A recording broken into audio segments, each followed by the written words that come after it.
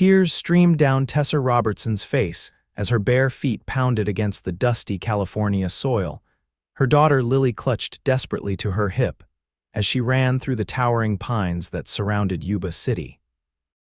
The year was 1875, and Tessa had just escaped a nightmare. Her husband's fury had finally transformed from threats into violence, and the bruises forming on her arms were proof enough that she couldn't stay. "Hush now, little one," Tessa whispered, wincing as branches scraped against her skin. Her long brown hair, usually neatly pinned, hung in tangles around her face. Lily, barely 8 months old, whimpered against her shoulder, sensing her mother's fear. Behind her, she could hear the angry shouts of men. Victor had rallied his mining friends to hunt down his confused wife who had stolen his child. Tessa's heart hammered in her chest. She'd been married to Victor for 2 years, and those years had been a slow descent into terror. What had begun as controlling behavior had evolved into cruelty, and tonight, when he'd raised his hand to strike not just her but the cradle where Lily slept, she knew she had to flee. The sounds of pursuit grew louder. Tessa stumbled onto a narrow trail, clutching Lily tighter. The baby began to cry, the sound piercing the night. "Please, sweetness, please," Tessa begged, pressing her lips to Lily's forehead. But the infant's cries only grew louder, and Tessa could hear men's voices calling her name. The moon emerged from behind a cloud, illuminating the path ahead. Tessa nearly cried with relief when she saw the silhouette of a horse and rider approaching. If she could convince this stranger to help her reach the next town, she might have a chance. As the rider drew closer, Tessa stepped into the moonlight, one arm holding Lily, the other raised in desperate supplication. "Please," she called, her voice breaking. "Please help us." The rider pulled his horse to a stop, and Tessa found herself looking up at a tall man with broad shoulders. His face was shadowed by a wide-brimmed hat, but she could see he was studying her intently. "What's the trouble, madam?" His voice was deep and calm, with a slight drawl that marked him as not from Yuba City. "My husband," Tessa gasped, glancing over her shoulder. "He's coming. He'll hurt us." "Please, I need to get away." The man's gaze moved from her face to the baby, then to the dark forest behind her where shouts and the crack of branches announced her pursuers. Without another word, the cowboy extended his hand. "Give me the child."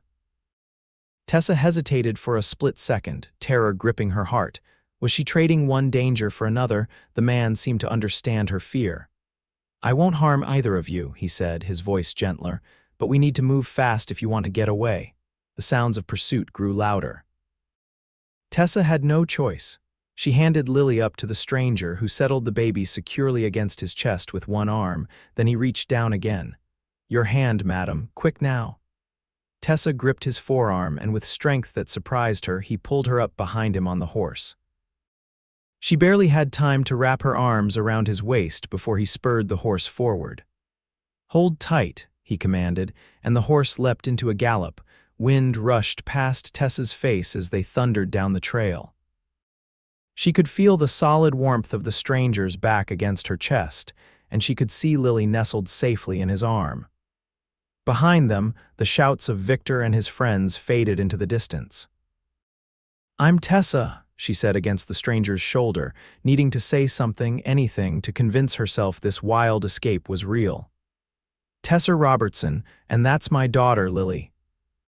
The cowboy didn't turn, keeping his eyes on the darkened path as his horse navigated the terrain with sure footing.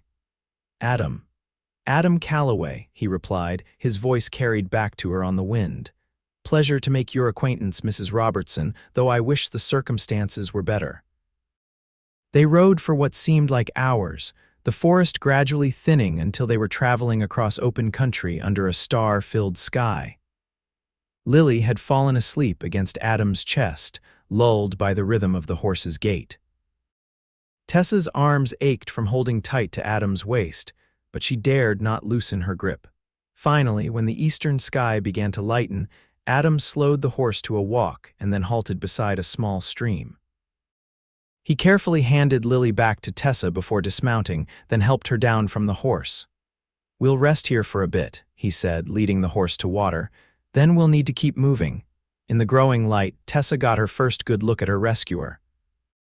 Adam Calloway was tall and lean, with the muscled build of a man who spent his days in physical labor.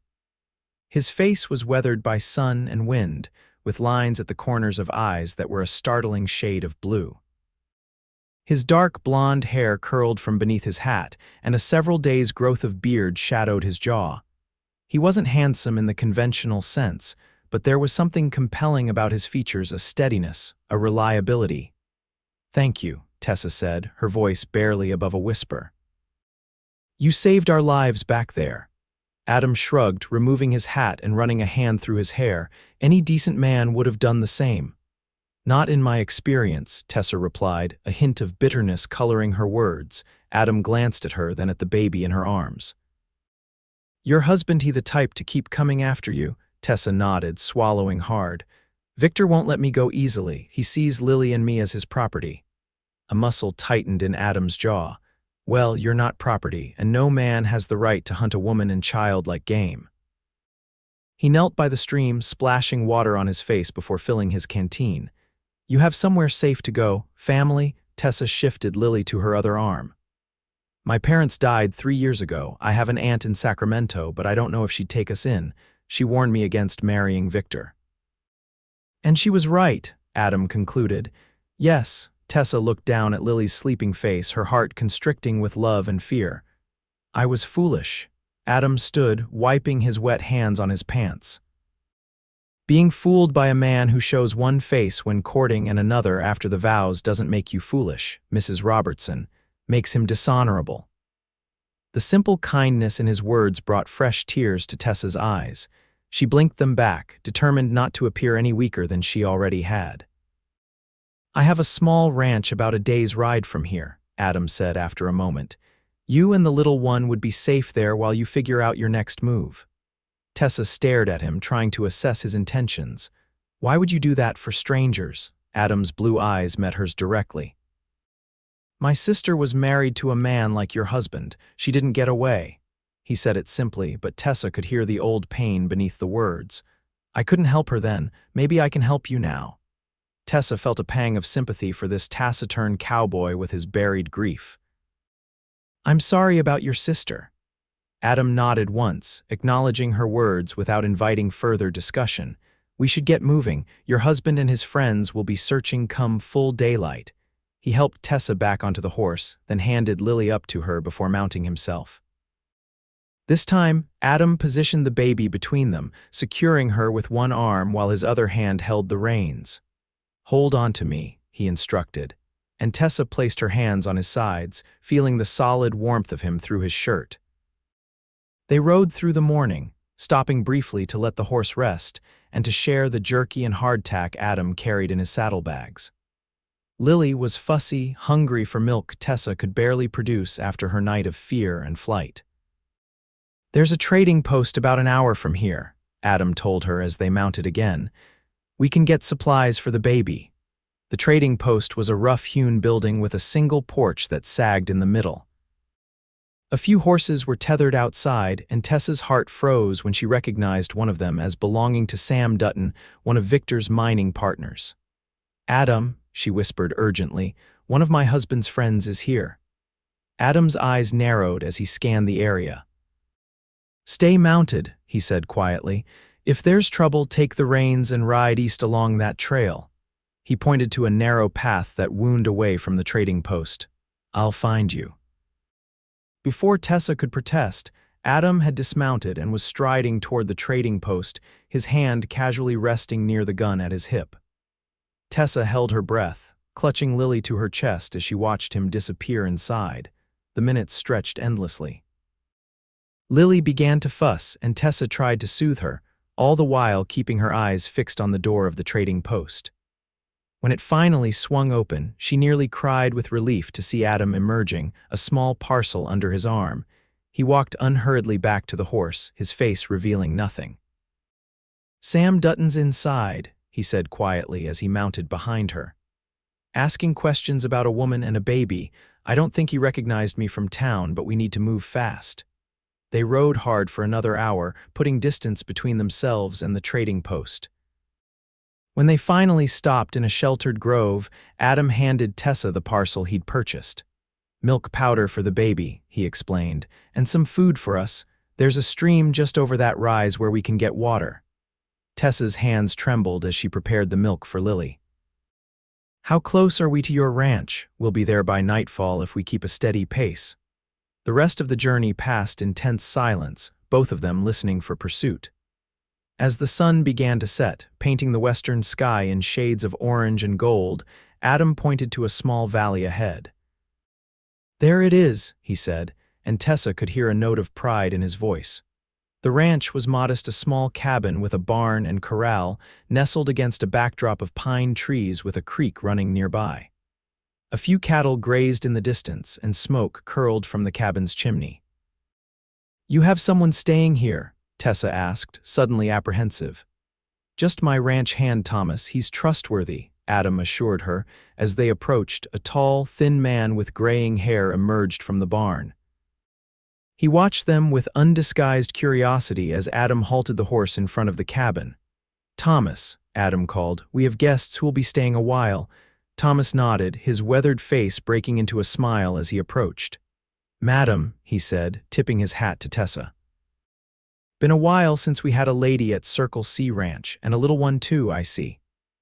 Adam helped Tessa dismount, then carefully handed Lily down to her. Thomas, this is Mrs. Robertson and her daughter, Lily. Mrs. Robertson, this is Thomas Pike, the best ranch hand in California.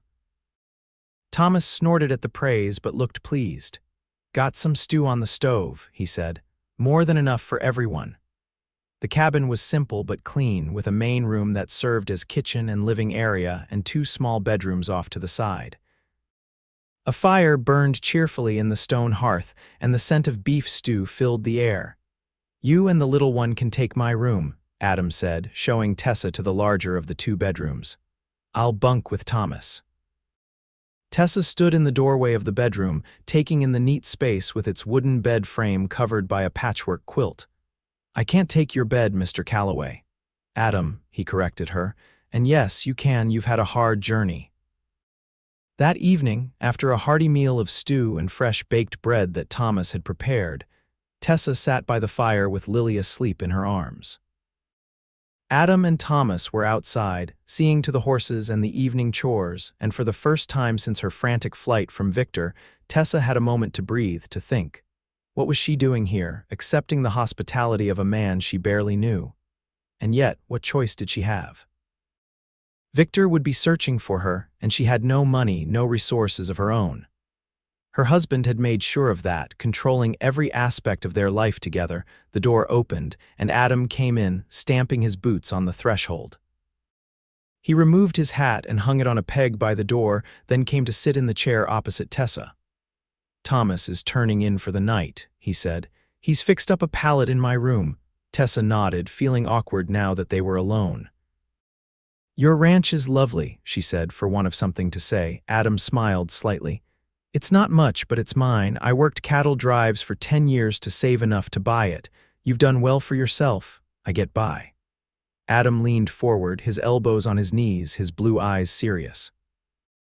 Mrs. Robertson, Tessa, she interrupted. Please? Tessa, he amended. I need to ask you something, and I want you to be honest with me. She tensed, instinctively holding Lily closer. Yes, how dangerous is your husband? I need to know what we're facing if he tracks you here. Tessa looked down at Lily's sleeping face, so innocent, so unaware of the threat that hung over them. Victor has a temper, she said quietly. When we married, he was charming, attentive, but after we were wed, he changed. He didn't want me to see friends or family. He monitored everything, what I wore, what I ate, who I spoke to. If I displeased him, she swallowed hard, he'd punish me. Adam's jaw tightened, but he remained silent, letting her continue. When I became pregnant with Lily, I thought things might improve, but they got worse. He resented the attention I gave her. Last night, he came home drunk. He started shouting about how I loved the baby more than him. He grabbed my arm so hard I thought it would break, and then he raised his hand to Lily's cradle. Tessa's voice broke. I knew then I had to leave, or one day he would kill us both. Adam nodded slowly, absorbing her words. He has friends in town, men who would help him search for you. Yes, the other miners, they've always looked at me like. Tessa couldn't finish the sentence. I understand, Adam said grimly. And the law, the sheriff in Yuba City, Sheriff Davis, he and Victor play cards together every Friday night. Adam ran a hand through his hair, thinking, all right, we'll need to be cautious. I don't think anyone followed us today, but Victor won't give up easily. Tomorrow, I'll ride out and check if there are any signs of searchers in the area. Tessa felt a wave of gratitude, followed immediately by guilt. I'm sorry to bring this trouble to your door, Adam. As soon as it's safe, Lily and I will move on.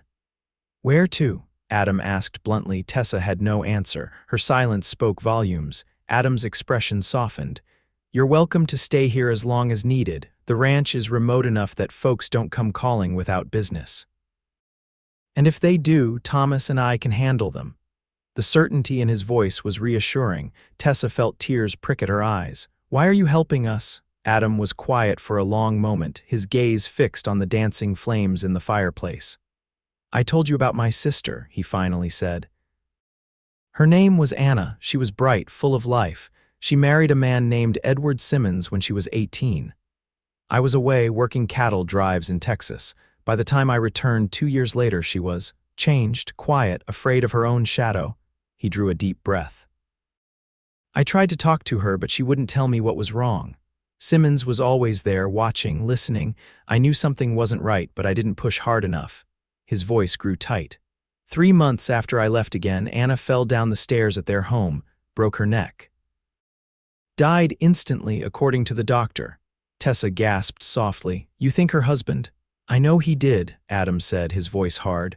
There were bruises on her arms, her back. The doctor said they could have happened in the fall, but I knew. Simmons had been hurting her for years, and I hadn't seen it, hadn't stopped it. It wasn't your fault, Tessa said gently. Adam looked up, meeting her eyes. Maybe not, but I promised myself I'd never stand by again if I saw a woman in danger. So when I found you in those woods last night with your baby and that look of terror on your face, I couldn't ride away. The honesty in his words touched Tessa deeply. She reached across the space between them and laid her hand on his arm. Thank you, Adam, for everything. He covered her hand with his own for a brief moment, then stood. You should get some rest. The bedroom has a lock on the door if it makes you feel safer. Tessa rose, Lily still asleep in her arms. Good night, Adam. Good night, Tessa. In the bedroom, Tessa laid Lily in the center of the bed, surrounding her with pillows to keep her from rolling. Then she turned the key in the lock, not because she feared Adam, but because the simple act of securing a door, of having control over who could enter her space, felt like a luxury after months of Victor's constant intrusion. She sat on the edge of the bed, watching Lily's peaceful breathing. For the first time in a long while, Tessa allowed herself to hope for safety, hope for freedom, hope for a future where she and Lily could live without fear. Outside her door, she could hear Adam moving about the cabin, banking the fire for the night, checking the locks on the windows and doors. The sounds were oddly comforting. As she lay down beside Lily, Tessa realized that she felt safer with this near stranger than she had with her own husband for a very long time. The next few days established a pattern. Adam would rise early and ride out to check the surrounding area for signs of searchers, while Thomas tended to the ranch chores. Tessa, determined not to be a burden, took over the cooking and cleaning of the cabin. Lily thrived in the peaceful environment, her cheeks growing rounder, her smiles more frequent. On the 4th morning, Tessa was in the garden behind the cabin, harvesting vegetables for the midday meal when she heard hoofbeats approaching. She froze, her hand tightening on the basket handle. Adam appeared from the barn, rifle in hand. He motioned for Tessa to go inside the cabin. She scooped up Lily, who had been sitting on a blanket nearby, and hurried to obey, her heart pounding. Through the cabin window, she watched as 2 riders approached. To her relief, they weren't Victor or any of his friends from the mine. One was an older man with a silver star pinned to his vest, a sheriff, though not from Yuba City. The other was a younger man in a similar uniform. Adam greeted them, his stance relaxed but alert. Tessa couldn't hear what was being said, but the conversation seemed civil enough. After a few minutes, the lawmen tipped their hats and rode away. Adam watched them go, then walked quickly to the cabin. What did they want? Tessa asked as soon as he entered. Sheriff Jenkins from the next county over, Adam explained, setting his rifle aside. They're looking for a woman and child reported missing from Yuba City. Seems your husband has friends in high places. He's convinced the authorities you're confused, possibly dangerous to yourself and the baby. Tessa felt the blood drain from her face. Did they know it was me they were looking for? They had a description, but I don't think they connected it to you. I told them I hadn't seen anyone matching that description, and they seemed to accept it. They're heading west to check other ranches. Relief washed over her, followed quickly by renewed fear. They'll be back, won't they? Adam nodded grimly. Probably, and if not them, then others. Your husband isn't giving up. Tessa sank into a chair, holding Lily close. What am I going to do, Adam? I can't run forever, but if they take me back to Victor. She couldn't finish the thought. Adam sat across from her, his face serious. There might be a way, he said slowly, but you'd have to trust me completely, and I'm not sure you're ready for that. Tell me, Tessa urged. If we were married, Adam said, his eyes steady on hers, Victor would have no legal claim on you. A woman can't be married to two men at once, and by law, the more recent marriage would be considered valid if the previous one was. He hesitated. If there were grounds for annulment or divorce. Tessa stared at him, stunned. You're proposing marriage to me, we barely know each other. It would be a marriage of convenience, Adam clarified, on paper only, to protect you and Lily legally. Once Victor gives up his search, or if you decide you want to move on, we could quietly end it. Tessa's mind whirled with the implications. But that would mean living here with you, pretending to be your wife. Yes. It would mean staying at the ranch for some time, at least until the talk dies down, but you'd have your own room, your own space, I wouldn't expect. He cleared his throat. It wouldn't be a real marriage in that sense. The idea was outlandish, desperate, and yet wasn't she desperate? What about Lily? She asked. She's not your child. I would treat her as my own, Adam said simply, for as long as you both stay. Tessa studied his face, searching for any hint of deception or ulterior motive. She found only sincerity and a steadfast determination to help. This is a lot to consider, she finally said. Of course, take all the time you need. Adam stood. I need to check the north pasture. I'll be back before sundown. After he left, Tessa paced the cabin, her thoughts in turmoil. Marriage to Adam Calloway, a man she'd known for only a few days. And yet, she couldn't deny there was something about him that inspired trust. He had been nothing but honorable since the moment he found her in the woods. Thomas came in from the barn, nodding a greeting as he washed his hands at the basin. Thomas, Tessa ventured, may I ask you something? Certainly, Mrs. Robertson. How long have you known Adam? Thomas dried his hands on a towel, considering. Going on 7 years now, met him on a cattle drive to Kansas, been working for him since he bought this place 4 years back. What kind of man is he, really? Thomas's weathered face creased in a smile. One of the best I've ever known, fair, honest, man of his word, treats his horses better than some men treat their wives. He glanced at her. Begging your pardon, madam, Tessa waved away the apology, and he's never married? No, madam. Had a sweetheart once, back in Texas, I believe. Don't know what happened there. Adam's not one to talk much about personal matters. No, he isn't, Tessa agreed. Thomas, Adam has proposed a solution to my situation. He suggests we marry in name only to protect me legally from Victor. If Thomas was surprised, he didn't show it. Sounds like Adam, he said with a nod. Practical solution to a problem. Do you think I should accept? Tessa wasn't sure why she was seeking this man's opinion, except that he knew Adam better than she did. Thomas took his time answering. Can't tell you what to do, madam, but I will say this: Adam Calloway is a man who means what he says. If he's offered this arrangement, he'll honor it to the letter, and I've seen how he looks at that little one of yours. He'd protect her with his life. Tessa's heart constricted at the simple assessment. She had seen it too, the gentle way Adam handled Lily, the soft smile that appeared on his face when the baby grabbed his finger with her tiny hand. Thank you, Thomas, she said quietly. When Adam returned that evening, Tessa was waiting for him on the porch, Lily asleep in her arms. The setting sun cast a golden glow over the ranch, and a gentle breeze stirred the pine trees surrounding the property. Adam dismounted, leading his horse to the water trough before approaching the cabin. He removed his hat as he climbed the porch steps, his blue eyes questioning. "I've been thinking about your proposal," Tessa said without preamble. Adam nodded, waiting for her to continue. "If we do this," she said carefully, "I need to know exactly what it means, what you expect, what I'm agreeing to." "Fair enough." Adam sat on the porch railing, turning his hat in his hands. "I'm offering you and Lily a home here for as long as you want it. We would marry legally with a proper license and ceremony, so there's no question of the validity. You would be Mrs. Calloway in the eyes of the law and anyone who asks. And between us," Tessa pressed, "what would I be to you?" Adam met her gaze directly. "My friend, I hope. My partner in running this ranch, if you're willing, but nothing more than you choose to be. I won't presume any husband's rights." A faint flush colored his tanned cheeks. "You'd have your own room, your own privacy. I meant what I said. This would be a marriage in name only." "And what do you get from this arrangement, Adam? Why would you tie yourself to a woman you barely know and another man's child?" For a moment, Adam was silent, looking out over his land as the shadows lengthened.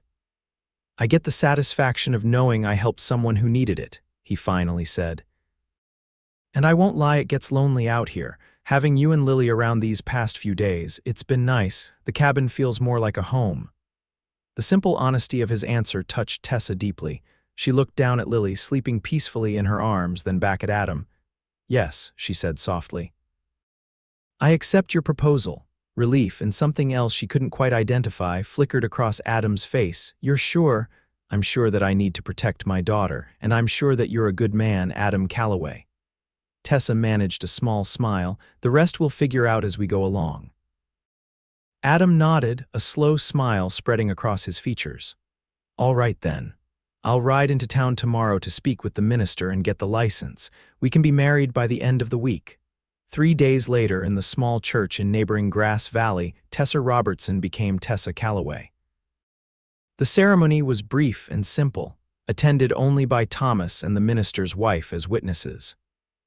Adam had purchased a simple gold band in town, which now rested on Tessa's finger, feeling foreign and yet somehow right. As they rode back to the ranch, Lily secure in a sling across Tessa's chest, Adam explained his plan. "I've let it be known around town that I married a widow with a young child, a friend of my late sister's from back east. If anyone comes looking for Tessa Robertson, they won't connect her to Tessa Calloway, the recent widow who's just arrived from Pennsylvania." Tessa marveled at his foresight. "Do you think it will work, for a while at least, long enough for Victor to give up his search, hopefully?" That evening, Thomas prepared a special supper to celebrate the marriage, and even broke out a bottle of whiskey he'd been saving for a special occasion. After the meal, he tactfully retired to the bunkhouse that Adam had built for him the previous year, leaving the newlyweds alone in the cabin. An awkward silence fell as Tessa cleared the supper dishes. This was their wedding night, but not a normal one. She felt Adam watching her as she moved about the kitchen. "I can finish those," he offered, rising from his chair. "No, it's fine, I'm nearly done." Tessa wiped her hands on a towel, then turned to face him.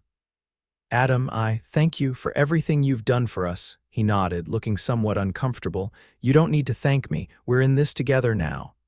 Tessa smiled, appreciating his attempt to normalize their unusual situation. "Yes, we are." She glanced toward the bedroom where Lily was already asleep. "I should turn in. It's been a long day, of course." Adam stepped aside to let her pass. "Good night, Tessa, good night, husband," she replied, testing the word. It felt strange to say it to this man, and yet not as strange as she might have expected.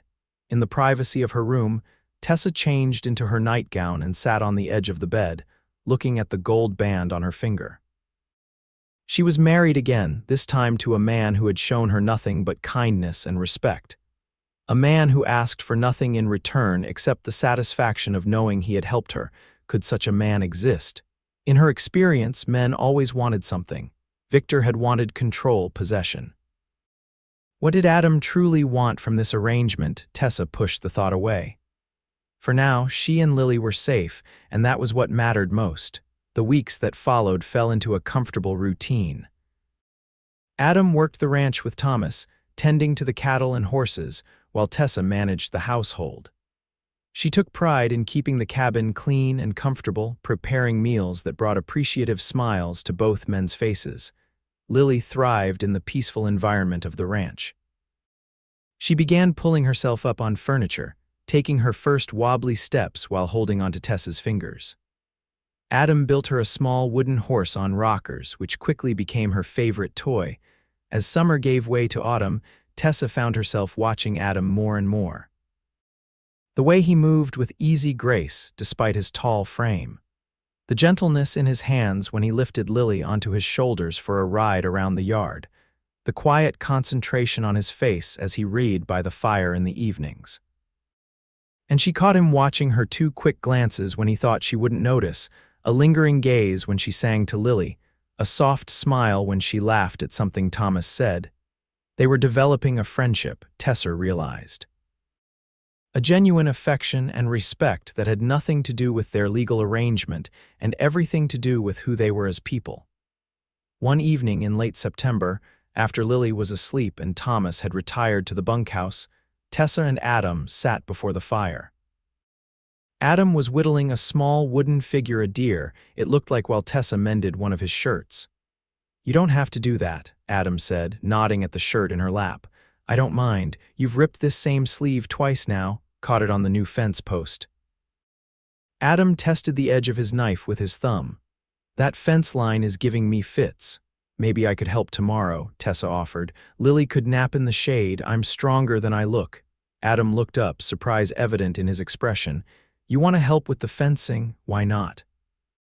"I'm your wife, aren't I?" The words slipped out before Tessa could consider their implication. A shadow crossed Adam's face.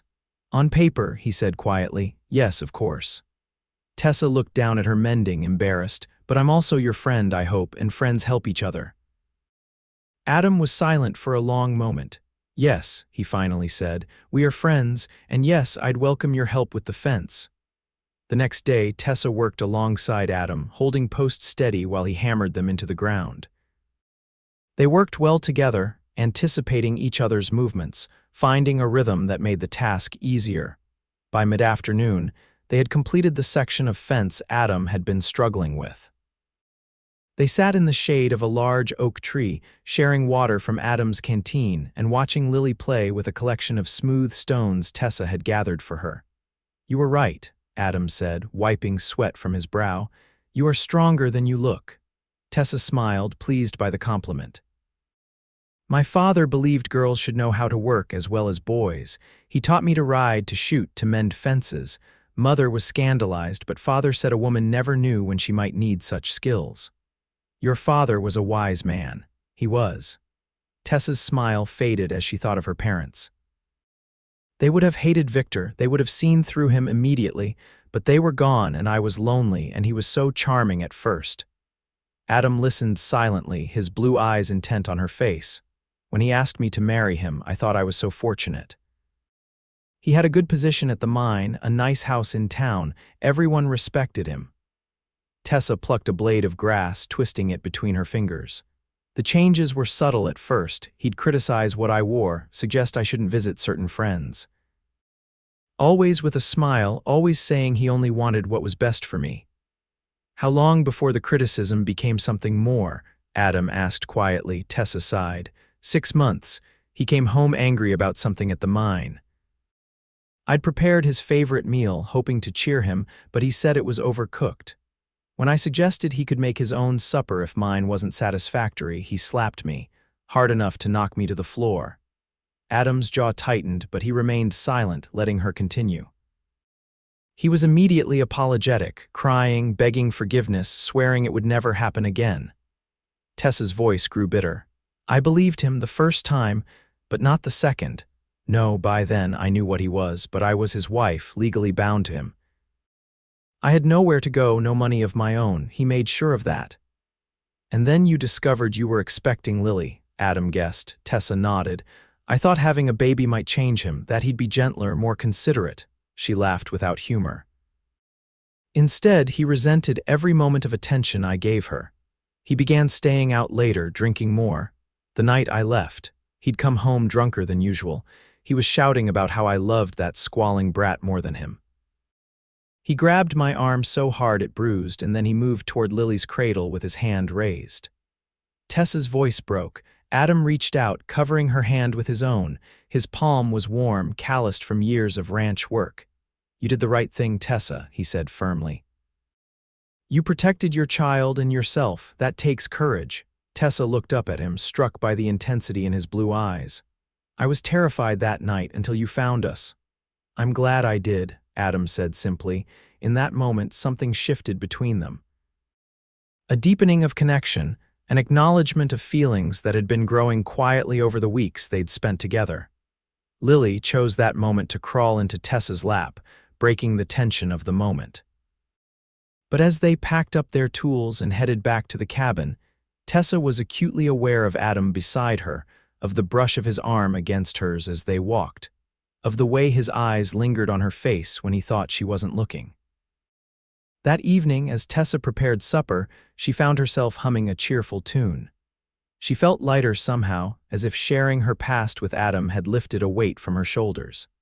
Adam came in from washing up at the outdoor basin, his hair damp, his sleeves rolled up to reveal strong forearms. He paused in the doorway, watching her work. "Something smells good," he said, coming to stand beside her at the stove. "Rabbit stew. Thomas snared a couple this morning." Adam nodded approvingly. "You've made this cabin feel like a real home, Tessa." "I never knew what was missing until you and Lily came along." The simple honesty of his words warmed her. "It's a good home, Adam, the best Lily and I have ever known." Their eyes met, and for a breathless moment, Tessa thought Adam might lean down and kiss her. But then Lily called from her spot on the floor, and the moment passed. Later that night, after Lily was asleep and the cabin was quiet, Tessa sat at the small table, writing in the journal Adam had bought for her in town. She'd been recording their days on the ranch, creating a history for Lily to read someday. The cabin door opened, and Adam came in from his evening check of the property. He hung his hat on its peg and crossed to the fireplace, adding a log to the dying flames. "Everything secure?" Tessa asked, closing her journal. "All quiet." Adam straightened, his tall frame silhouetted against the firelight. "Thomas is playing cards with Jim Harper from the next ranch over, said not to wait up for him." Tessa smiled. "Thomas enjoys his Saturday night games, he does." Adam hesitated, then sat in the chair opposite her. "Tessa, there's something I need to discuss with you." The serious note in his voice alarmed her. "Is something wrong?" "No, nothing like that." Adam ran a hand through his hair, a gesture she'd come to recognize as a sign of nervousness. "I was in town yesterday picking up supplies. I overheard some talk at the general store." Tessa tensed. "About Victor, indirectly. Seems there's a new mining supervisor coming to Yuba City from San Francisco, name of Robertson." Tessa's blood ran cold. "Victor's being promoted." "Looks that way, and with the promotion comes a larger house, more status in the community."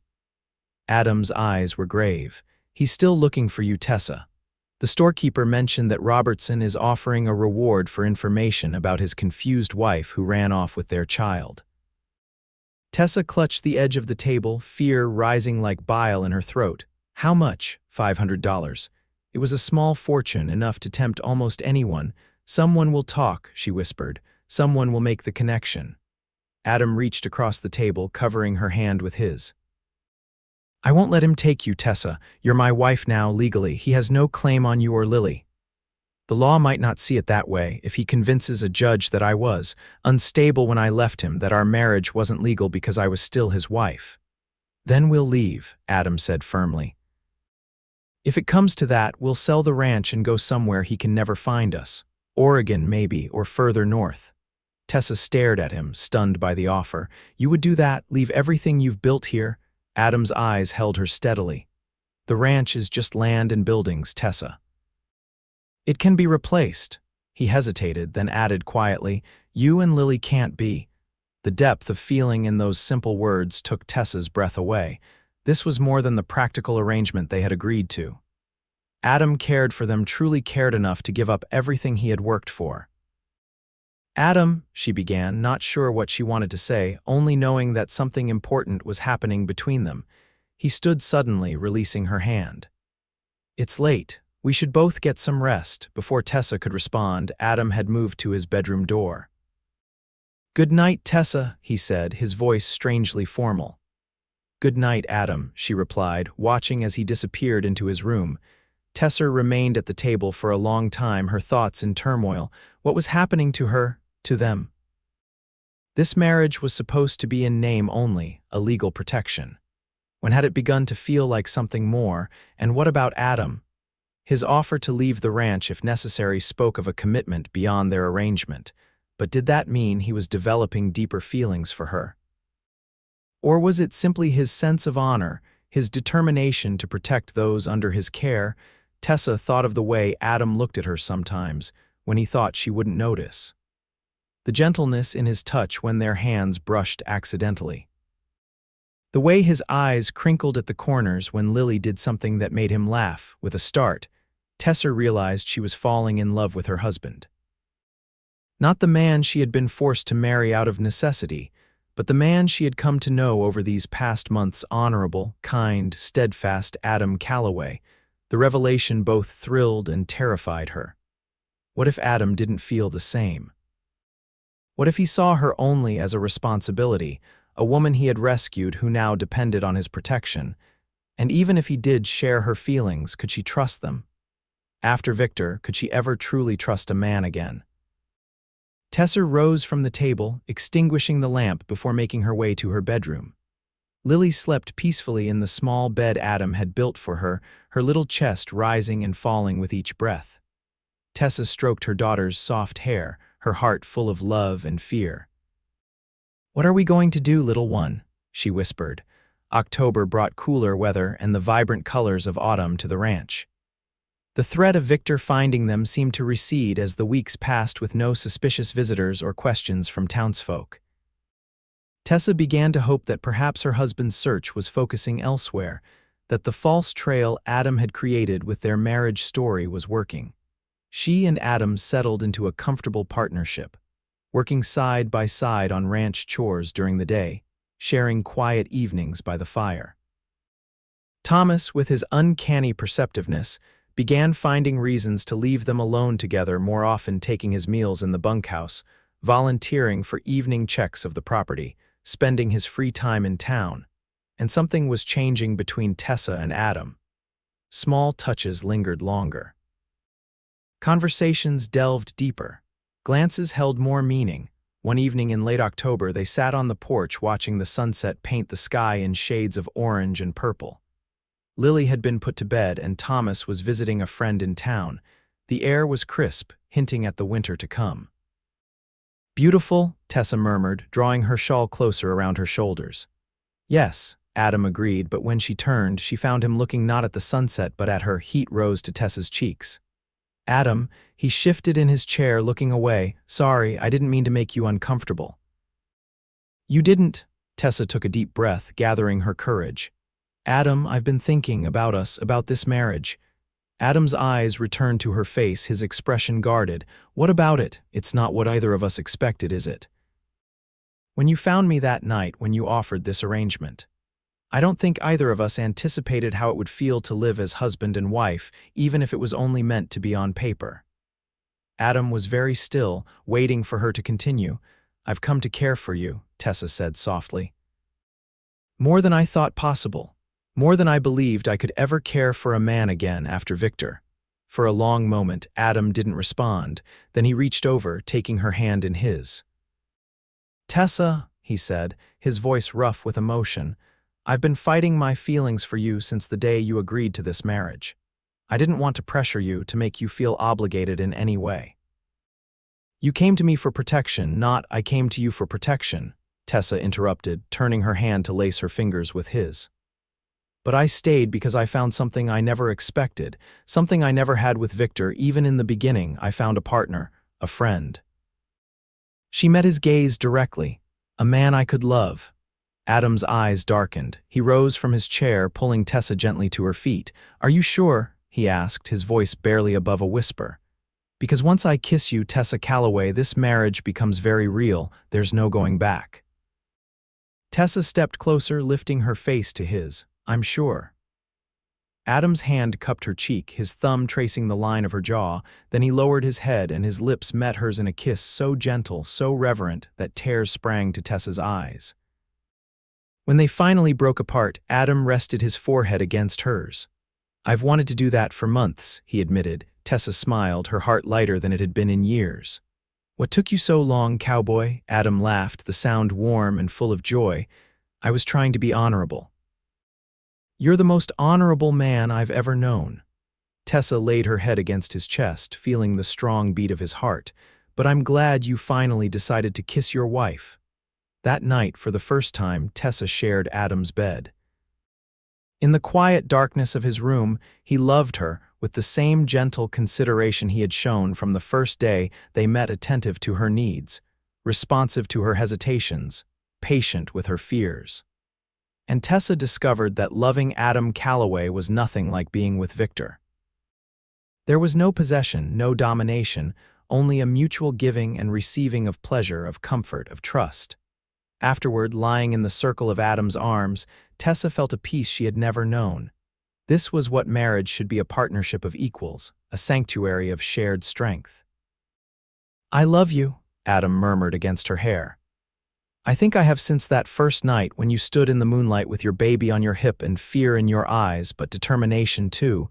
You were the bravest woman I'd ever seen." Tessa pressed closer to him, overwhelmed by the depth of feeling in his words. "I love you too, Adam, more than I can say." The first snow of winter came early that year, blanketing the ranch in white by mid-November. Tessa stood at the cabin window, watching as Adam and Thomas worked to bring the cattle closer to the barn. Lily played at her feet, stacking wooden blocks Adam had carved for her. The past weeks had been the happiest of Tessa's life. Her marriage to Adam had transformed from a legal arrangement into a true union, full of love, respect, and a deepening passion that still surprised her. Lily adored her new father, following Adam around the ranch whenever he would let her, squealing with delight when he tossed her into the air. Even the threat of Victor seemed to have receded.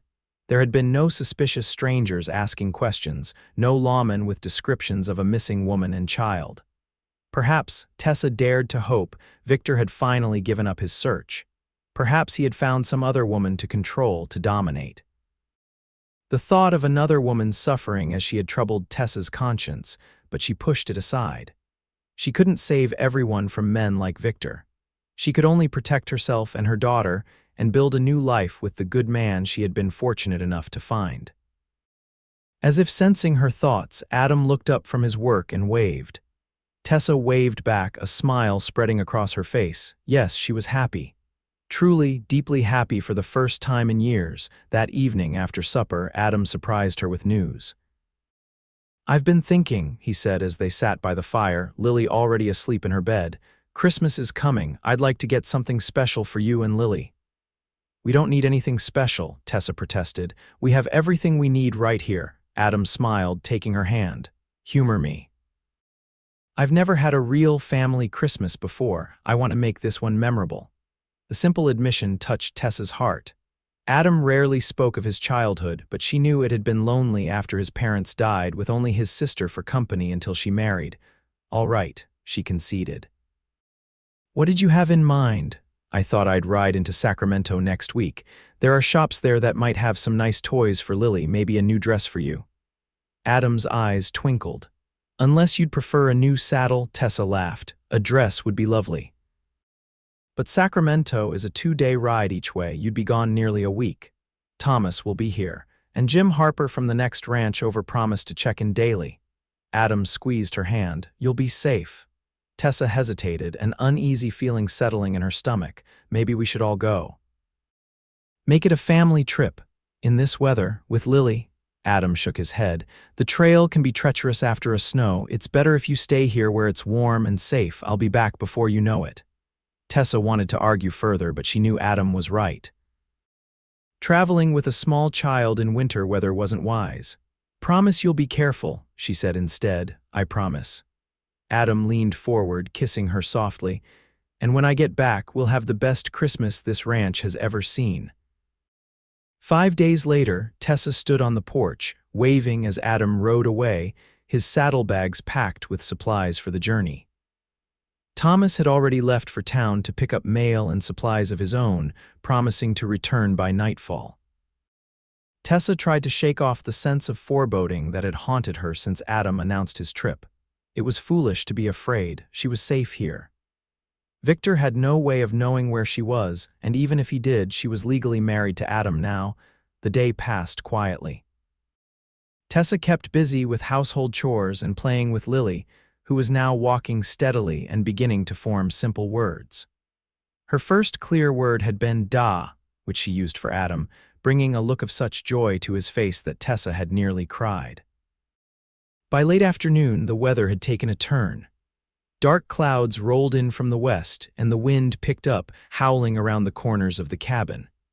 Tessa built up the fire, trying not to worry about Thomas, who should have been back by now. Perhaps he had decided to stay in town rather than risk the worsening weather. As dusk fell, Tessa lit the lamps and prepared a simple supper for herself and Lily.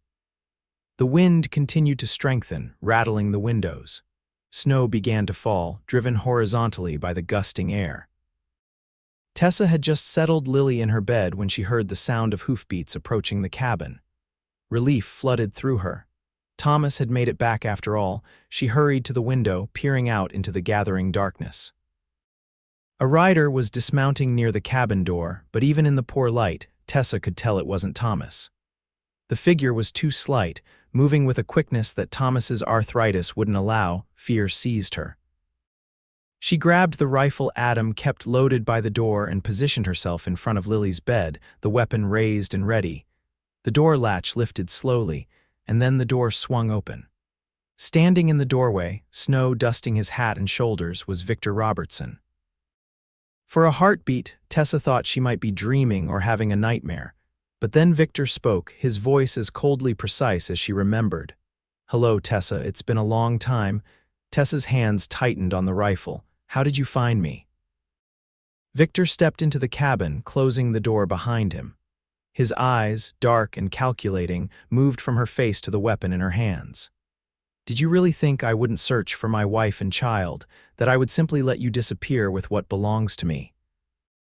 "I don't belong to you," Tessa said, her voice steadier than she felt. "Neither does Lily. I'm legally married to Adam Calloway now. You have no claim on either of us."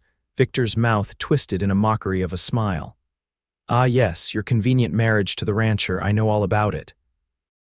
A transparent attempt to circumvent the law. No judge will uphold it when he learns you were already married to me." He took another step into the room. "Where is your cowboy husband tonight, Tessa? Not here to protect you, it seems." Tessa raised the rifle higher. "Stay back, Victor." "I know how to use this. Do you?" Victor didn't look particularly concerned. "Are you going to shoot the father of your child, Tessa? What would dear Lily think of that when she's older?" At the sound of her name, Lily stirred in her bed, whimpering softly. Victor's gaze shifted to the small bed and a look of possessive hunger crossed his face. "There she is, my daughter. She's grown so much." "She's not your daughter anymore," Tessa said fiercely. "Adam is her father now, the only father she knows, the only one who has ever loved her." Rage flashed in Victor's eyes. "You think I rode all this way, spent all these months searching, just to be replaced by some cowboy?" He took another step forward. "Put down the rifle, Tessa. We both know you won't use it. You're coming home with me tonight, you and the child." Tessa's finger tightened on the trigger. "No, Victor, we're not going anywhere with you. This is our home now." Victor lunged suddenly, faster than Tessa expected. She pulled the trigger, but in her panic, the shot went wide, splintering the wooden frame of the window. Before she could cock the rifle again, Victor had reached her, wrenching the weapon from her hands and throwing it aside. His hand closed around her throat, pushing her against the wall. "You've forgotten your place, Tessa," he hissed, his face inches from hers. "But I'll remind you. Once we're home, once things return to normal, you'll remember how to be a proper wife." Lily began to cry, frightened by the gunshot and the violent struggle. Victor glanced toward her, his grip on Tessa's throat loosening slightly. It was the opening Tessa needed. She brought her knee up hard between Victor's legs. He doubled over with a howl of pain, and Tessa shoved him aside, scrambling toward Lily's bed. She scooped up her crying daughter, backing toward the door.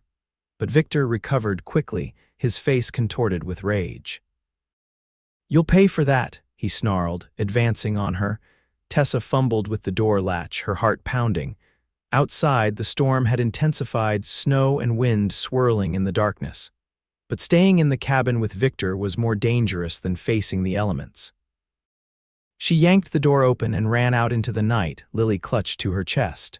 The cold hit her like a physical blow, the wind tearing at her clothing, snow blinding her. Behind her, she heard Victor curse, then the sound of his boots on the porch steps. Tessa ran toward the barn, hoping to find a horse. But in the darkness and driving snow, she lost her bearings. The barn should have been straight ahead, but she couldn't see it. She turned, disoriented, Lily crying against her shoulder. Suddenly, a hand grabbed her arm, spinning her around. Victor's face, pale and furious in the darkness, loomed before her. "Enough of this foolishness," he shouted over the wind. "Give me the child and come back to the cabin. Now." "No," Tessa tried to pull away, but Victor's grip was iron. "You always were stubborn," he said, his voice dropping to a dangerous calm. "But I know how to handle stubborn women." His hand rose, and Tessa flinched, turning to shield Lily with her body, but the blow never fell. There was a dull thud, and Victor's grip suddenly loosened. He crumpled to the ground, revealing Thomas standing behind him, a shovel in his weathered hands. "Mrs. Calloway," the old ranch hand said, as calmly as if they were meeting for breakfast, "I believe we should get you and little Lily back to the cabin." Relief made Tessa's knees weak. "Thomas." "Thank God, this man, he's my former husband. He came to take us back." Thomas nodded, eyeing Victor's unconscious form. "I gathered as much. Don't worry, he won't be taking anyone anywhere for a while." He gently guided Tessa back toward the cabin. "Let's get the little one warm, and then we'll decide what to do with him." Back in the cabin, Tessa wrapped Lily in a warm blanket and settled her by the fire.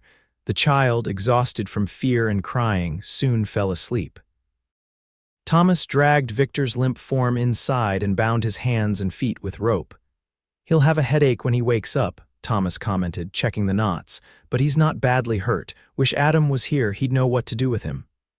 "We need to get word to Adam," Tessa said, pacing the floor. "He's on his way to Sacramento. If we could send a telegram."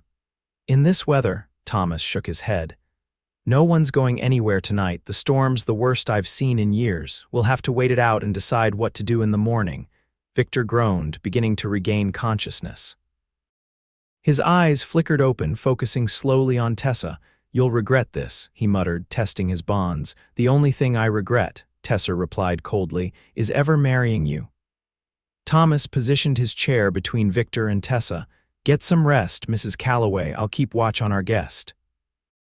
Tessa hesitated. "Are you sure, Thomas? I can stay up with you." "I'm sure." Thomas's weathered face softened.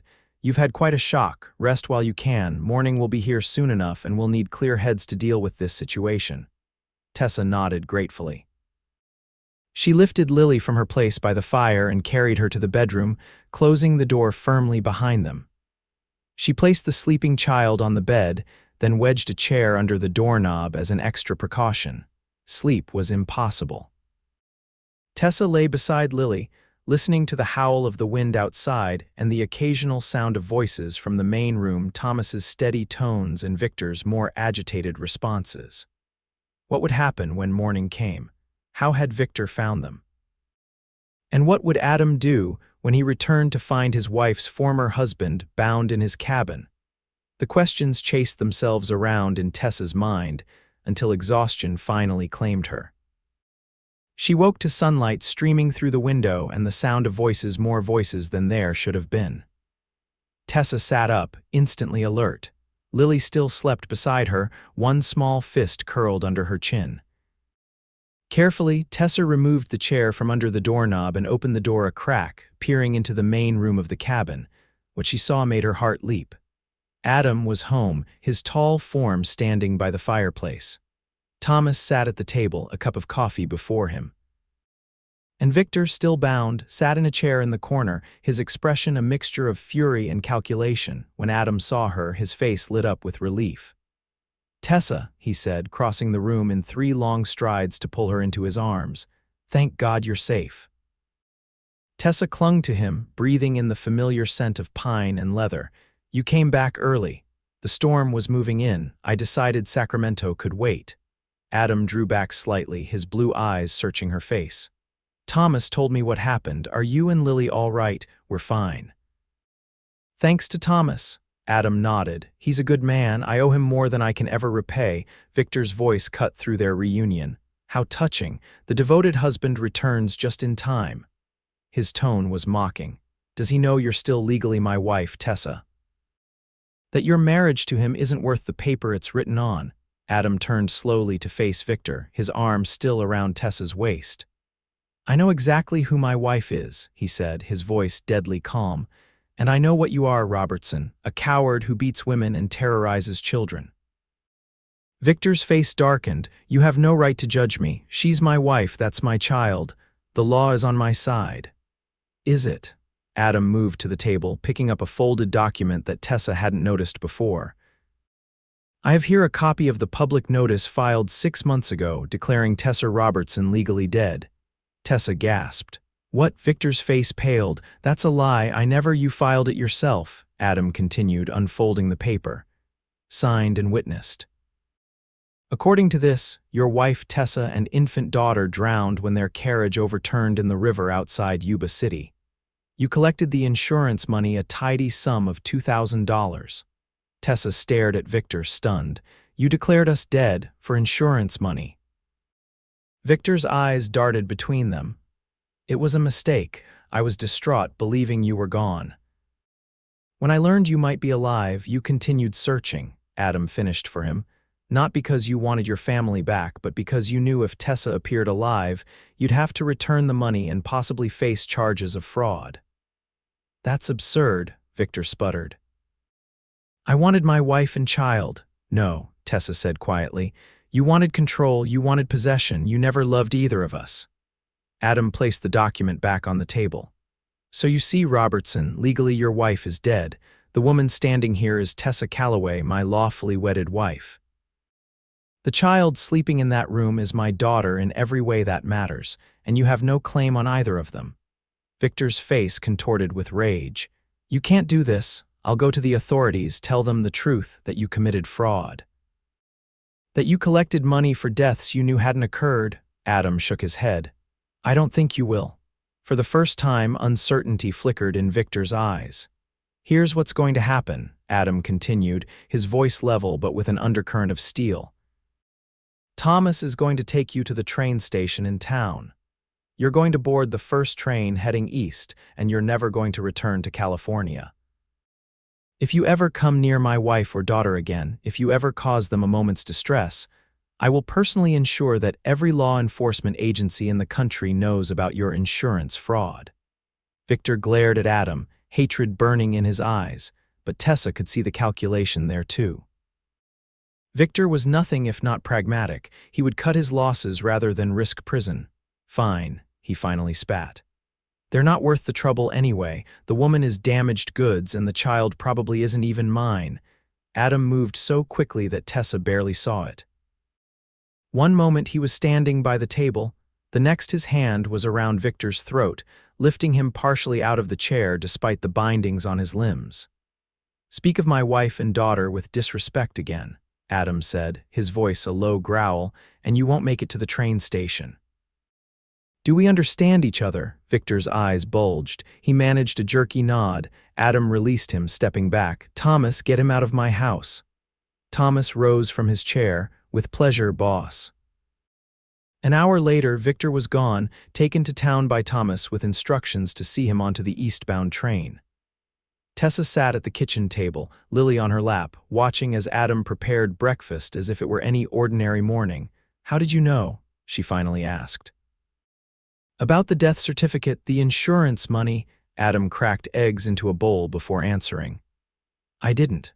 Not until I stopped in Yuba City on my way back from Sacramento. I wanted to see what I could learn about Victor, what his plans might be. The clerk at the county records office remembered the case. A young mother and baby drowning was unusual enough to stick in his memory. When I asked to see the file, there it was. Victor had you declared legally dead 3 months after you left. All this time I've been afraid he would find us, take us back, Tessa said wonderingly. But he couldn't have, not without admitting his fraud. No, his plan, I imagine, was to convince you to return willingly or to take Lily and disappear with her. Either way, he needed to keep your existence a secret. Tessa hugged Lily closer. Do you really think he's gone for good? Adam set a plate of eggs and bacon before her. I do. Victor Robertson is many things, but he's not stupid. He knows I would follow through on my threat. The insurance fraud would mean prison, and men like Victor don't do well in prison. He sat across from her, his blue eyes serious. You're safe now, Tessa, both of you. Tessa reached across the table, taking his hand. Because of you, you saved us, Adam, from the very beginning. Adam's fingers tightened around hers. No, Tessa, you saved yourself when you ran from him that night. You saved Lily. I just had the good fortune to find you both on the trail. Christmas morning dawned clear and bright, the recent snowfall glittering in the sunlight. Tessa stood in the doorway of the bedroom, watching as Adam knelt beside the Christmas tree they had cut and decorated together. He was arranging packages beneath its branches, the gifts he had purchased in Sacramento, along with those Tessa had made during his absence. Lily toddled around the main room, fascinated by the colored paper chains they had strung across the ceiling. She wore the new dress Tessa had sewn for her, red flannel with white lace at the collar and cuffs. "Da," she called, spotting Adam by the tree. She hurried to him as fast as her little legs would carry her, arms outstretched. Adam scooped her up, tossing her into the air and catching her as she squealed with delight. "Merry Christmas, little one," he said, pressing a kiss to her forehead. The sight filled Tessa's heart with a joy so intense it brought tears to her eyes. This was her family, not by blood or by law, but by choice, by love. Adam looked up, catching sight of her in the doorway. His smile widened. "Merry Christmas, Mrs. Calloway." "Merry Christmas, husband," she replied, crossing the room to join them. As Adam slipped an arm around her waist, drawing her close against his side, Tessa thought of how far they had come from that desperate night when she had fled into the darkness with Lily clutched to her hip. She had been running from a nightmare with no destination in mind except away. Instead, she had found home. She had found love. She had found the man who would protect her and Lily with his life, not because he considered them his property, but because he treasured them as the precious individuals they were. "I have something for you," Adam said, reaching into his pocket. "A special gift." He handed her a small velvet pouch. Tessa opened it, tipping the contents into her palm. A gold locket on a delicate chain slid out, catching the morning light. "Open it," Adam urged. Tessa pressed the tiny latch. Inside were two miniature portraits, one of Adam, one of Lily, their faces captured with remarkable skill. "How did you?" Tessa breathed, touching the tiny images with a fingertip. "There's a photographer in Sacramento who specializes in these small portraits. I sat for mine before the storm turned me back, and I had a daguerreotype of Lily from when we had our family portrait taken last month." Adam's eyes were tender as he watched her face. "Do you like it?" "It's perfect," Tessa whispered, blinking back tears. "The most perfect gift I've ever received." Adam took the locket from her hand and fastened it around her neck. "Now you'll always have us close to your heart," he said, his voice rough with emotion. "You already are," Tessa replied, rising on tiptoe to kiss him. "You always will be." Later, as they sat before the fire, Lily playing with the wooden horse and rider Adam had carved for her, Thomas dozing in the rocking chair with a full stomach and a new woolen scarf around his neck, Tessa felt a sense of completion she had never known before. "What are you thinking?" Adam asked quietly, his arm around her shoulders. Tessa leaned against him, savoring his warmth, his solidity, his unwavering strength. "I'm thinking that a year ago I couldn't have imagined being this happy. I didn't believe such happiness existed." Adam's arm tightened around her. "Nor did I. Before you and Lily came into my life, I thought I had everything I needed: my ranch, my work, Thomas's friendship. But I was wrong. I was just existing, not living. And now," Tessa tilted her face up to his. Adam smiled, the light in his blue eyes warming her to her core. "Now I'm living every day to its fullest. Now I have a purpose beyond just working the land. Now I have a family to love, to protect, to cherish."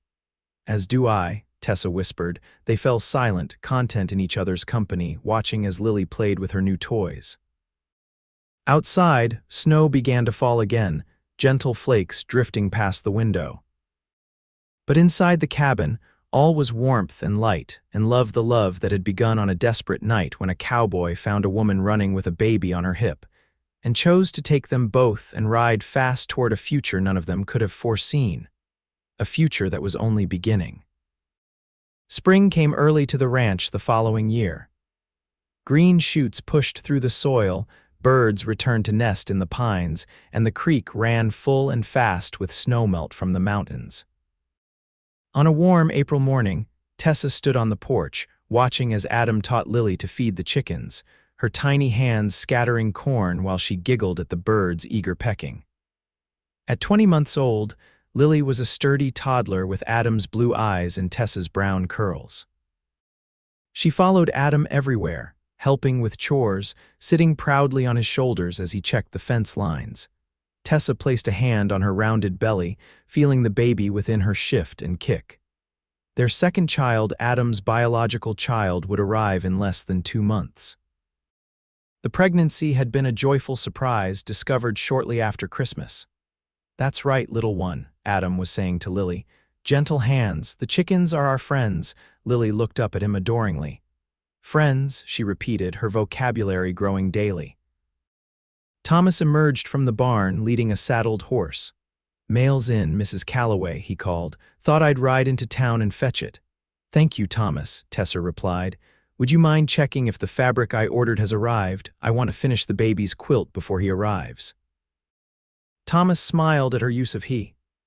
Tessa was convinced this baby was a boy, though Adam teased her that she couldn't possibly know. "I'll check, madam. Anything else you need?" "Some peppermints, if Mr. Harrison has them in stock. They seem to help with the nausea."